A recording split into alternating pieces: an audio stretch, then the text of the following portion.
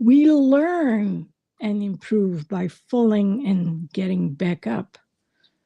Let me repeat that again. We learn by falling and getting back up because when we fall, we know what not to do. But then it's about what we get to do next. And this life is actually about the steps that you can take in order to actually get better. So for me, I had a few wins, and today was a huge win.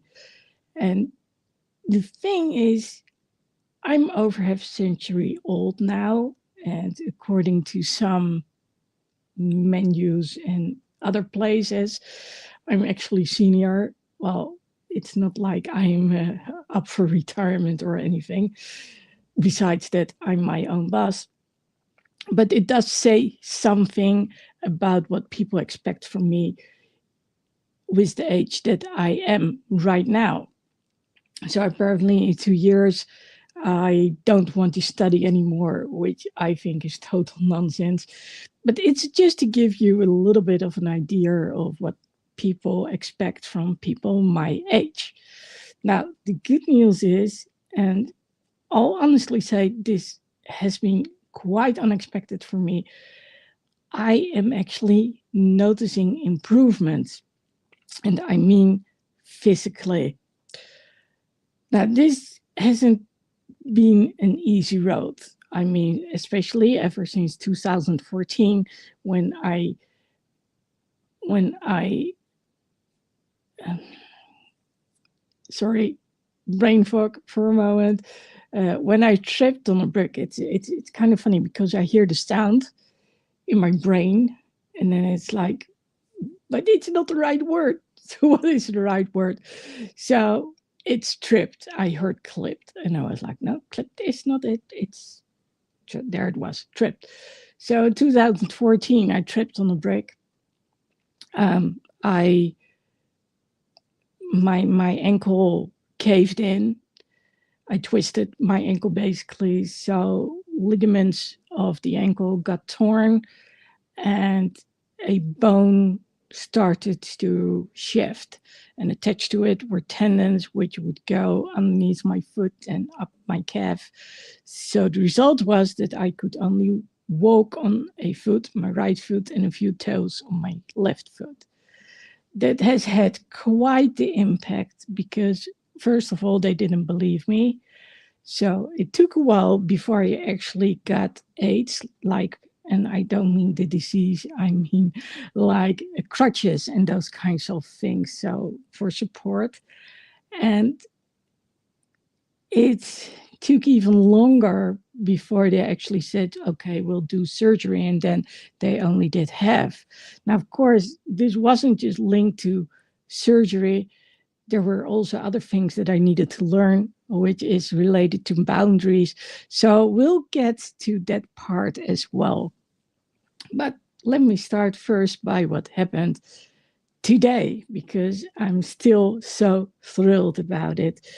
Today, I went on my bike to the beach. And in case you're wondering what's so special about going to the beach on your bike, well, the beach is not nearby. Well, it's nearby if you are in the car, and then it's about 15 minutes. But if I take my bike, especially going forward towards the beach, it's about 35 to 40 minutes. On the way back, it's easier. There are less roads that I need to cross because on the right side, it's all land basically. And it's also mostly downhill, at least the first part. And the hardest part is actually the end near the beach, which has to do with the dunes, which has me, well, everyone basically go up. And well, that's what's challenging for me. So 2 years ago, I remember going to the beach on my bike, and I am quite certain I brought my crutches with me. So I had them attached to the bike, and I really needed them. it totally hurt to not use them. I think I even tried doing it without the brace, and well, I have learned from that part that that doesn't work. So for a while now, because I was wondering why it didn't work, I figured out that normally you have a muscle ache like up till 72 hours. But by that time, even if I didn't get a muscle ache, something else happened. There would be this cramping, and it's a flare up actually from the mast cell disease, which is part of being hypermobile. And I had to come up with a way to deal with it. And I remember all these talks to both my physical therapist, but also to some surgeons, orthopedic surgeons, saying, I don't know how to deal with this. And maybe I'm speaking a little too soon, but I do believe that I have found the right medication to help me to not get those flare ups anymore.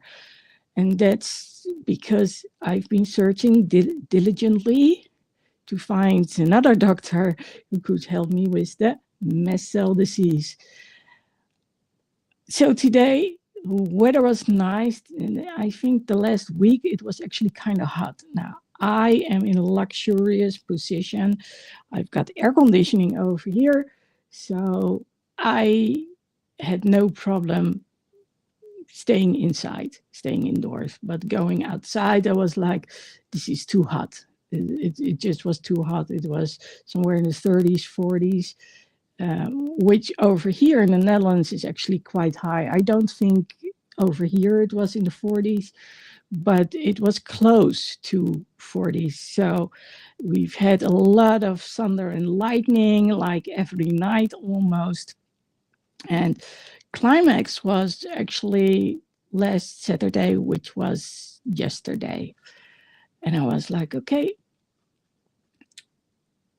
while it's hot, I'm not going to go outside in the middle of the day, but I do like to go out and do it a little bit later in the evening. Today, however, weather was quite nice. Yesterday, there had been a lot of rain showers, including, like I said, thunder and lightning. It was actually 3 in the afternoon and also 3 at night. Yes, some houses got hit. Even public transportation got hit. And well, we have trams over here, and they stopped halfway across the street. Not all of them, just one. But, you know, it's those things that you least expect. And I have to say, last night when I was at the beach, which was in Scheveningen, where I went by car, by the way, because that's too far to go by bike, I felt privileged because I got to see all this magnificent fireworks in the sky, also called lightning.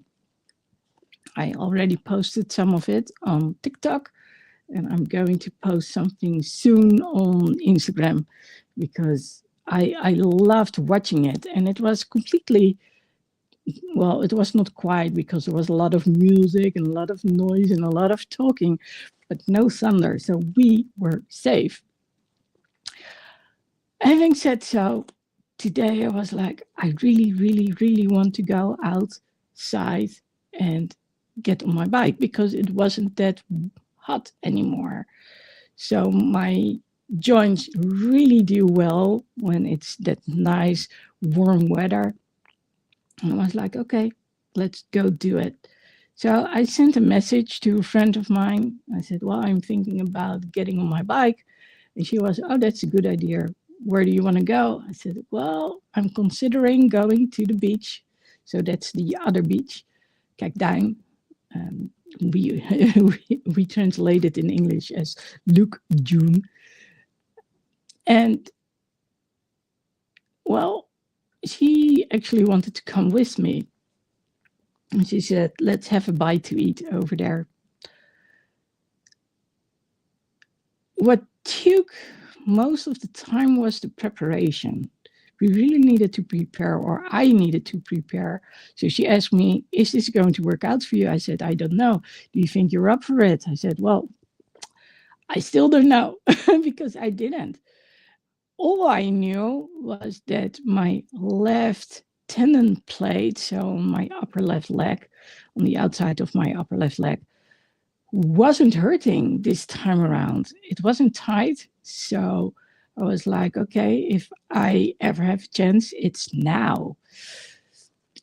There were some things that I had learned along the way.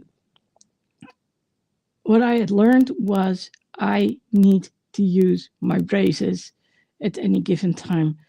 So when I'm in the car and I have to stop for, say, do some grocery shopping, then normally I'm inclined to walk without my braces.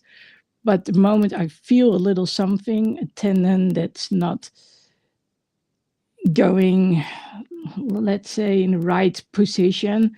So when you have this little wheel and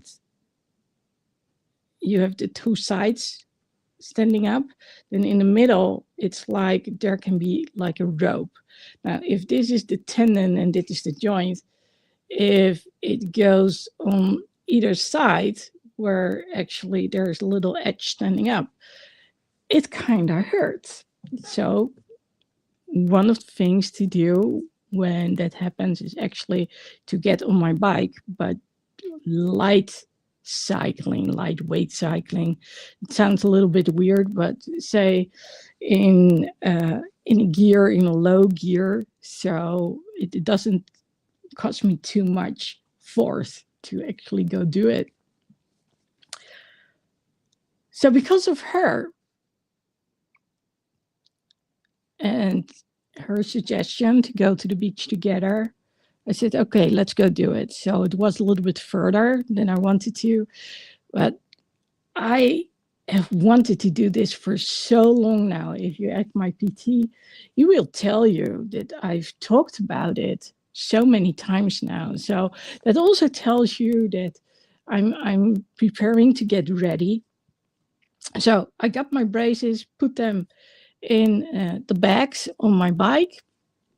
So I had them with me because I knew that the moment I would get off my bike and get on the sand and also walking downhill, I would need those braces. But the challenge was actually before that part. The challenge had to do with which route are we going to take? Now, fortunately for me, my friend goes there all the time. She actually has an e-bike. And I have decided on sticking to a regular bike because I want to get those muscles trained. So I do have a very nice bike. It's got 11 gears and it's got like this rubber belt instead of an iron chain. And that makes all the difference. Okay, so I was like, okay, what do I need to do? Get water with me, get my medication. So I did decide eventually to bring my backpack. It's everything I need is in there, which was a good thing when we arrived. And I can always put a cup on my bike. So there's this thing attached to it, like a holder, and I can make the holder smaller or wider. And so every kind of bottle basically fits in there. So we decided to meet up at the base of the dune. So we're actually not talking about sand dunes yet. We're talking about still being in an area where people live and where there's shops and everything, but it didn't go up steep just yet. And then she said, okay, let's go this route. So she showed me what she had in mind. And it worked until the very last part where we really had to go upwards. And yes, I was out of breath, I'll honestly tell you. So my max heart rate, well, I was a little above my max heart rate. So for those who don't know, 2 times minus your age is 100% maximum heart rate. And apparently, because I get to the 100%, sometimes a little over, it actually means that I'm in quite good health. Well, the moment that I arrived and I'd taken some pictures, I was looking at myself and I was like, oh my God, you're all puffy and red. And it wasn't because I hadn't used the right, well, it's not sunscreen, it's actually a lotion on my face with a certain factor in there to protect against UV radiation. But still, I could tell that I had been doing a lot and I wasn't used to it.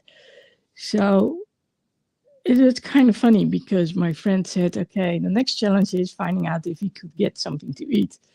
And I looked at her and I said, my next challenge is actually to get down this hill and then find a place to sit with you. And then my next thing is, can we get something to eat? So we went downstairs. I could feel I was a little wobbly, but we made it. And yes, we did get something to eat. We still had some time left. Then we had a different challenge because she wanted to sit in the sunlight. I wanted to sit in the shade. And she didn't care about wind, and I did. So it was either sunlight and wind, but there was no such thing as no sunlight or sunlight and no wind. Let's put it that way. So at some point I was like, I've got extra layers with me, which means I've got several scarves. So one is like a sort of blouse that I can put on.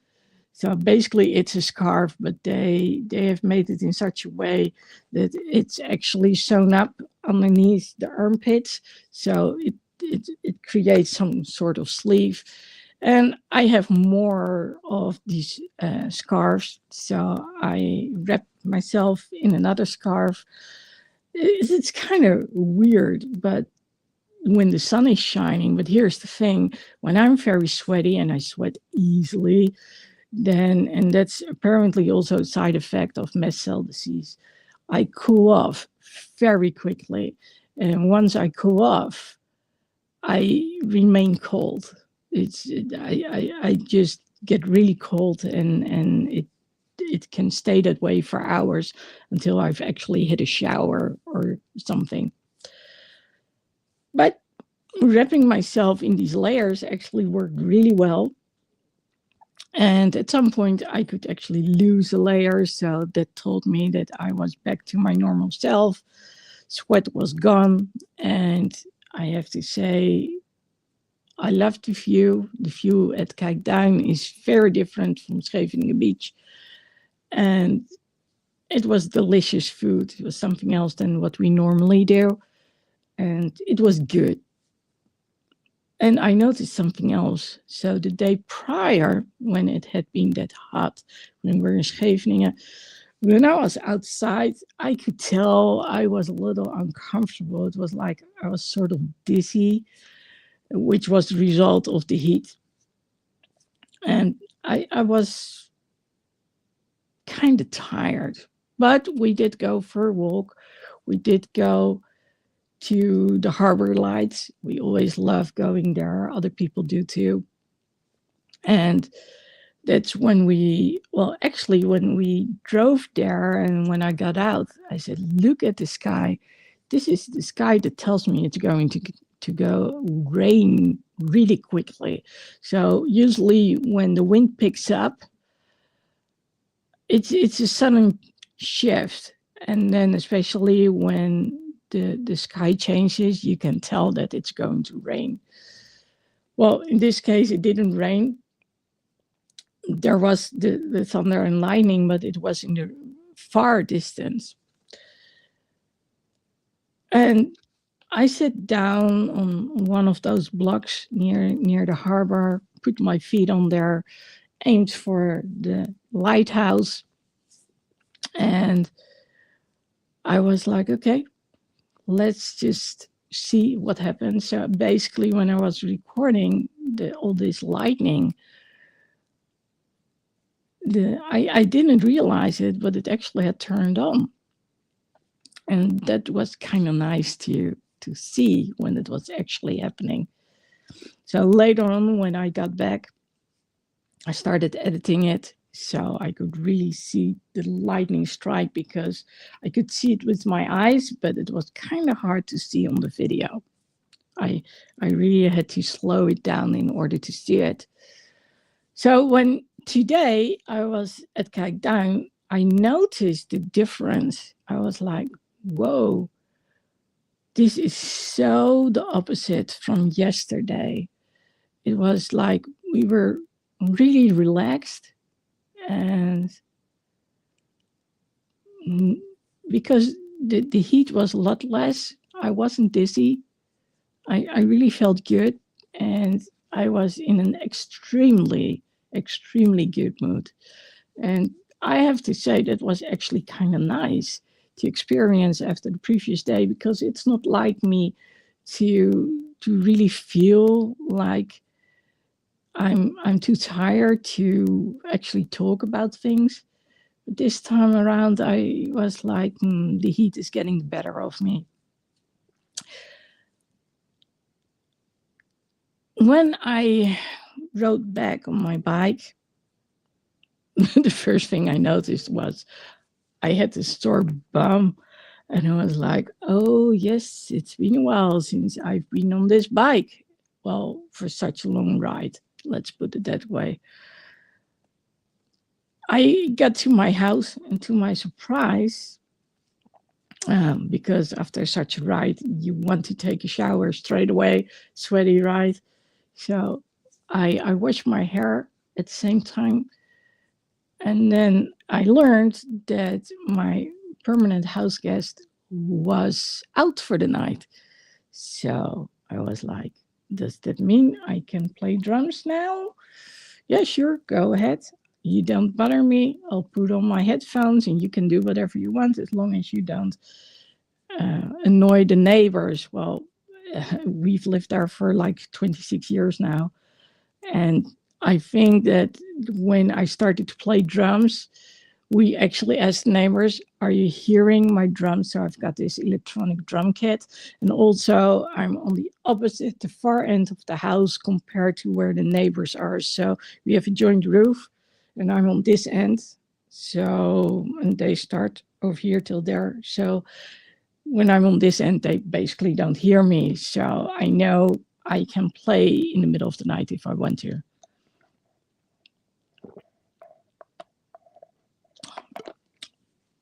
I'm having water here with some mango pieces in there. That's the yellow stuff, which is kind of nice because it cools down the water. But here's the thing, every time I take a sip, I basically latch on to the mango chunks, and then of course I cannot swallow anymore. So I need to be a bit more careful with it. I actually didn't think I was able to play drums physically, not after all the cycling that I had been doing. But to my surprise, I've actually been playing drums for over an hour. And it was easily doable. And then when I got back here to the place where this is my company building, I was thinking about all of these things, and I was like, oh, this is, I never thought that I would get in that position where I would trip on a brick. But the result was that I couldn't walk, I couldn't stand, I couldn't ride my bike. And I also couldn't play drums because I needed my stability for it. So in the last couple of years, basically after my mom died, I slowly got to heal my left ankle. So by the time I had 2 surgeries, including the right one, but it didn't have any chance to heal. That's why I'm going to talk about some other things as well in a little bit, which has to do with boundaries. And I was like, oh, this is so nice that I can actually do it again. So a couple of weeks ago, I had the good news for the first time. I probably shared it with you. So if you watch more often, then you've already heard this part. But there were some MRIs done, and it showed that the tear in my ACL, so that's from my left knee, and the tear is actually, it has healed. It looks intact. So that was a huge win. They could see that there's some fluid and some of the tendons are a little irritated, which is true. But that part was good to go. And then when they looked at the vertebrae, they also saw that where I used to have the hernia, it was actually improving as well. So that was already good news. And I was like, wow, I've done this at my age. But today, when I had been able to cycle to the beach, and by the way, after the drumming, my bum didn't hurt anymore. So that was good. I realized, oh yeah, but the drumming, that was influenced by it as well.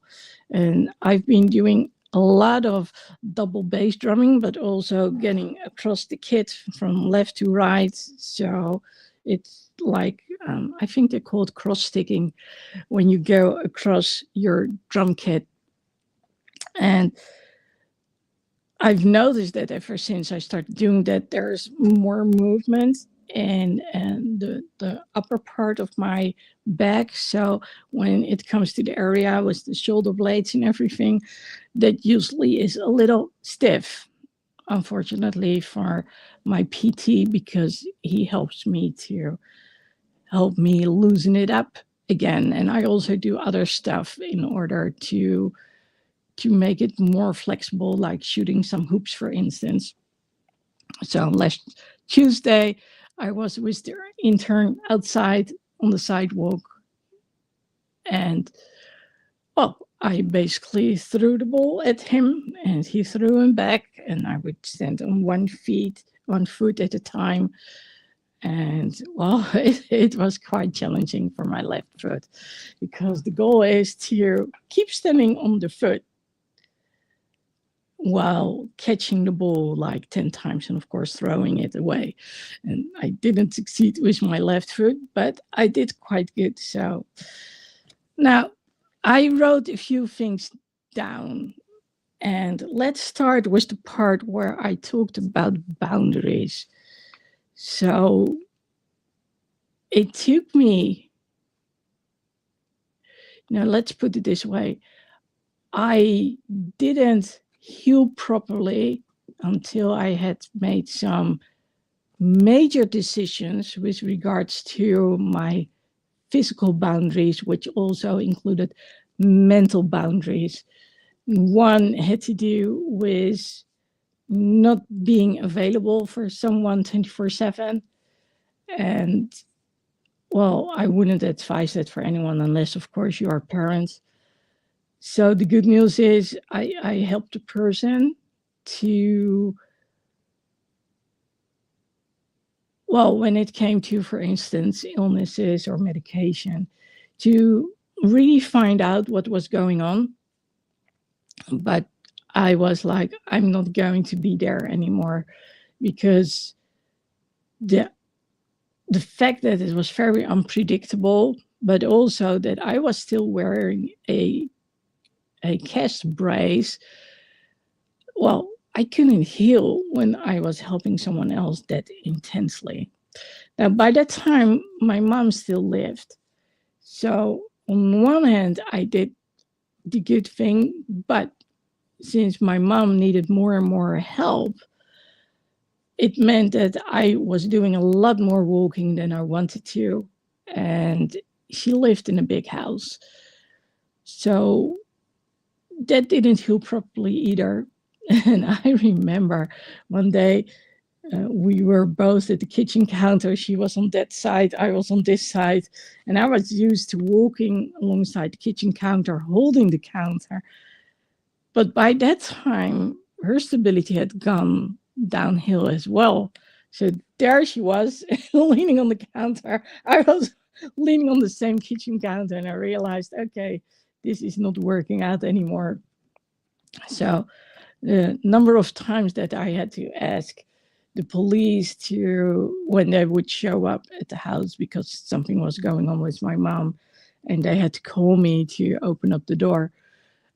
To really help me by getting the crutches from the car. There have been many times that I had to ask them.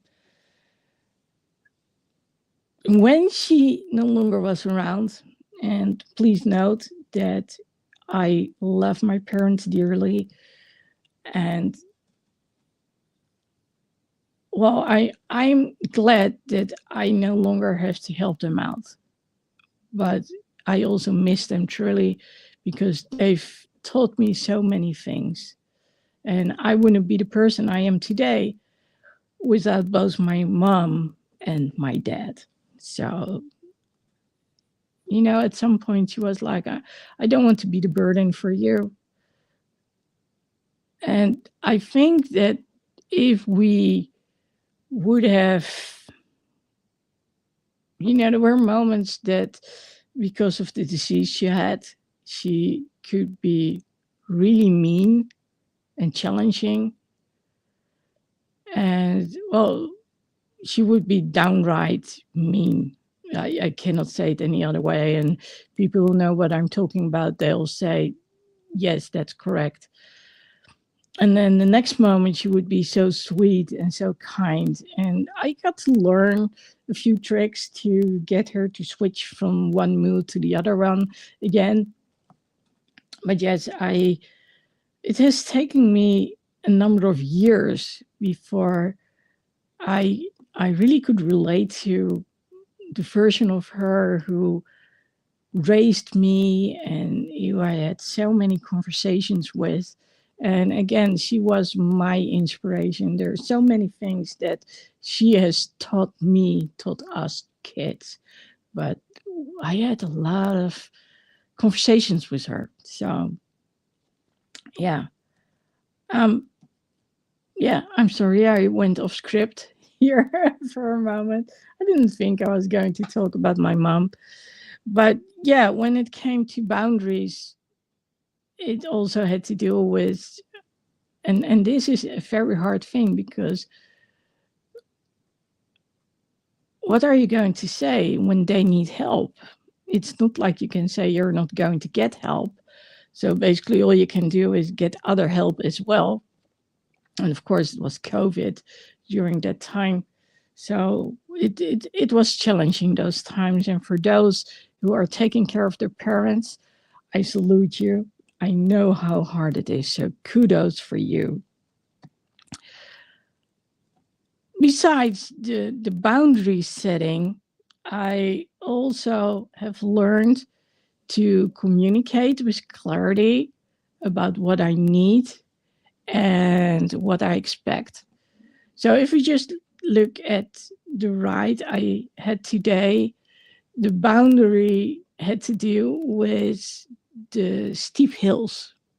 So I had to communicate and express, this is what I can do, this is what I cannot do. Yes, we have been talking a lot about which route to take, and at some point I had no clue what she was talking about anymore. She was like, I'm going that route like so many times a week, trust me. And I was like, I want to trust you. That's not the issue.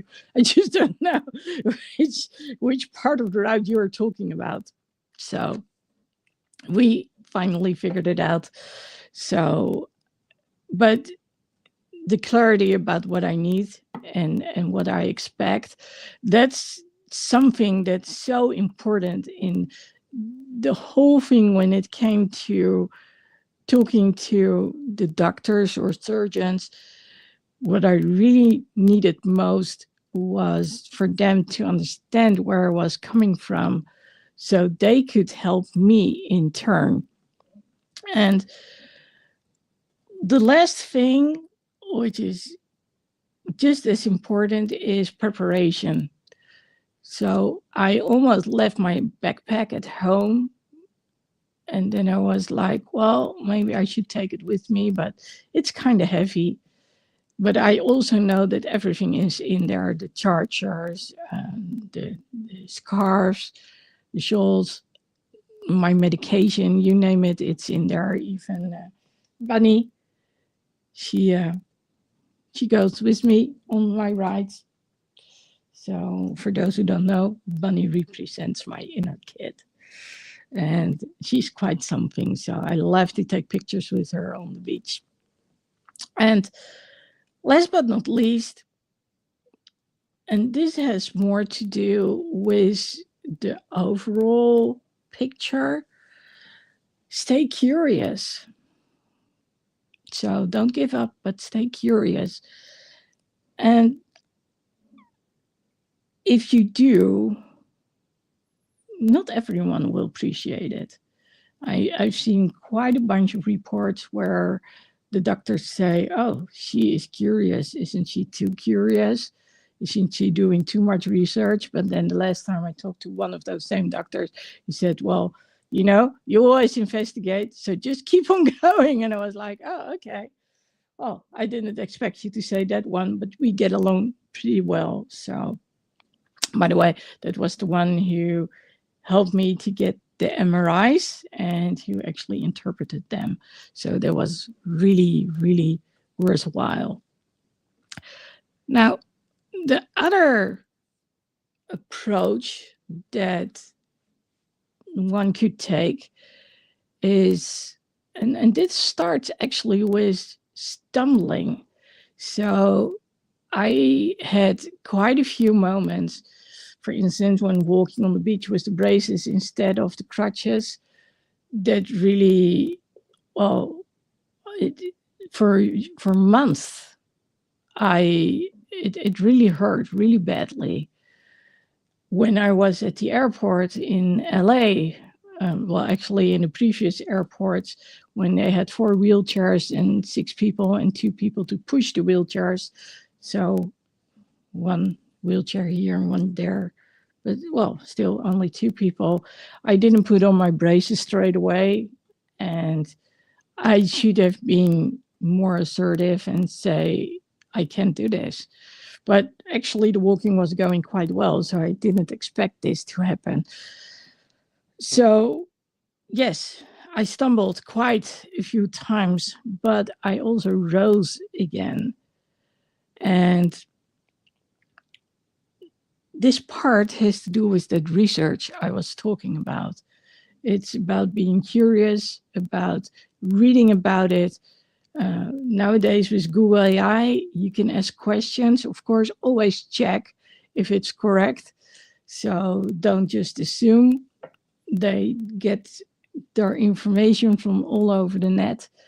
But you can use it to ask questions. So I talked to someone and we talked about replacing the knee joint. And they said, well, nowadays they have knee joints which last a lifetime. So I went to my surgeon and I said, is that true? And he said, no, that's not true. You don't want to do this. And especially after getting back the results of the MRI, where my arthritis hasn't deteriorated any further, I was like, okay, this is good. This is really good.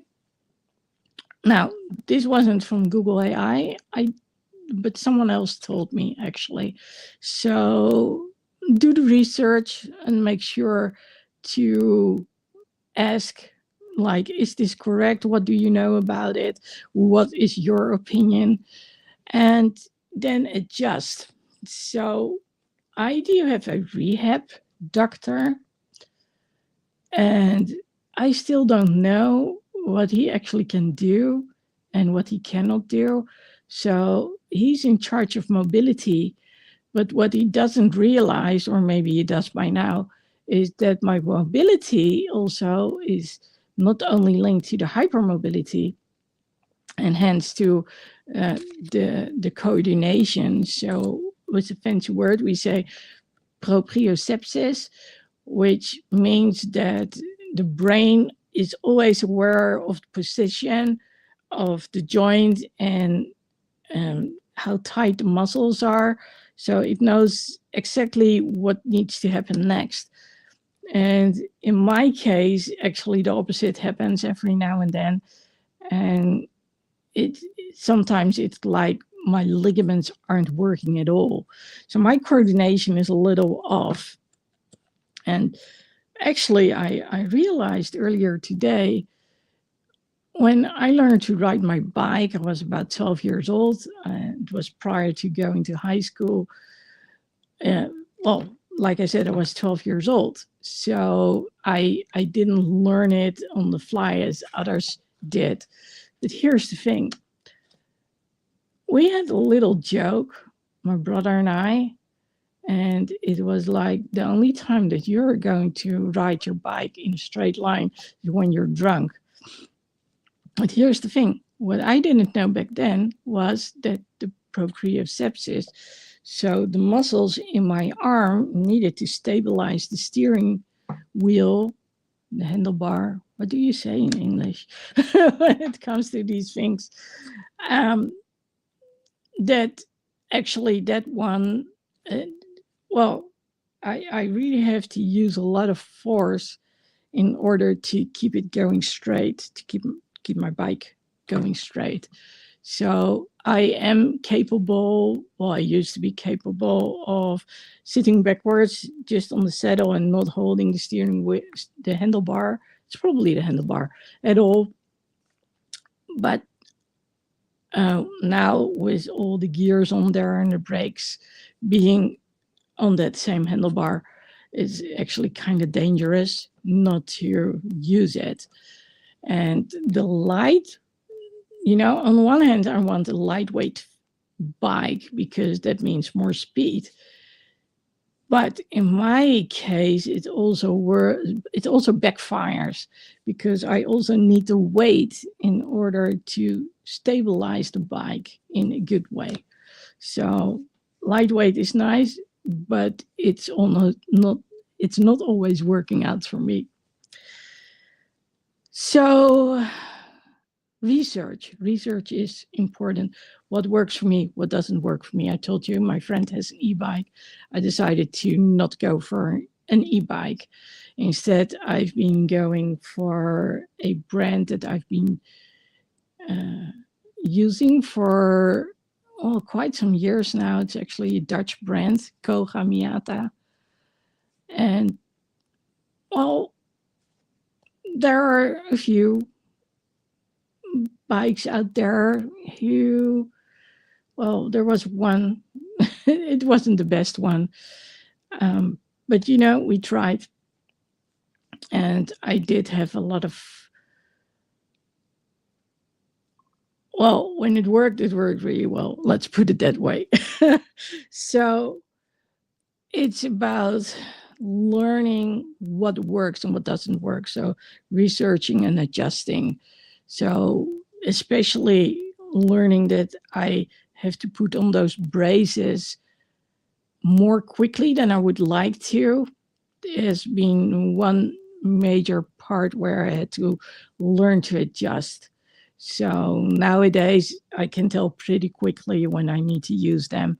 But I also know that if I want to go for a longer type of walk where the surface isn't flat, I just need to put them on. It's just easier. And that way, when I actually recognize, like, hey, this is where things go haywire, this is what I can do to get back up, this is what I can use. I improve, I get to another level. And that's what I have been celebrating basically today. Like, hey, after 2 years, I'm back on my bike again and I went to the beach. Now, again, I don't know if I'm going to say the same thing next week, but for now, it's about reiterating and improving. So repeat and tweak and change, and then see how things work out. So, yes, I stumbled and I got back on the saddle again, in the saddle, on the horse, on the bike in this case. So, yeah, I guess that's a good thing. And the mere fact that I am aging nowadays, but yet everything has stabilized and actually improved, that says quite a lot. So it's also about pushing through. So what's that the tiny little step that you can take towards progression? Because every step forward, no matter how small, it can actually have a huge effect on you. So today was about looking at things and not giving in just because it's not working, but keep on talking to people, find out for yourself what's working, what's not working. And when you are down, as in, I don't know if this will get better anytime soon or at all. And trust me, I've thought that quite a few times, and I also expressed it quite a few times. It's because you express it to other people. It's because of the research, finding out what you can actually do, that maybe whereas they haven't found thought about certain things, maybe because you look at things from a different direction, after all, it's your body, things can actually change. And of course, we're not just talking about physical circumstances. This also applies to the way we think and the way we act. So this basically comes down to rewriting your inner story, your own narrative. If you are willing to remain curious and to take action. And again, no matter how small, it's by getting back up again, even though it hurts. When you do it, you will see at some point what it is that you need to do, what it is that you don't want to do anymore, and how to move on from there. So don't sit still, but know that you can change that story for the better. And of course, there are always people out there who are going downhill and they cannot help that. So I'm not talking about the people who actually cannot stop the degeneration of their body.